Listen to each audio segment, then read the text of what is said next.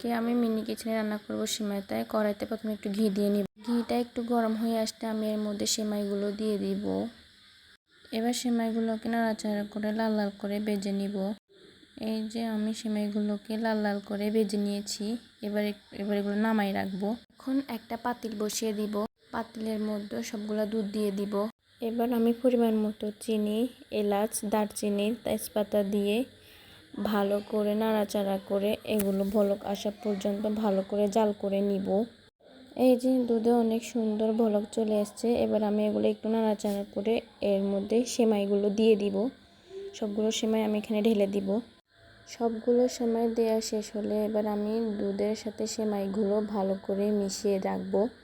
এই যে আমার সেমাই রান্না শেষ। এবার আমি অফ ক্যামেরায় একটা বাটির মধ্যে সবগুলা সেমাই ঢেলে নিব। এবার আমি সেমাইগুলোকে একটু ডেকোরেশন করে নিব। এই যে রেডি হয়ে গেছে আমার সেমাই।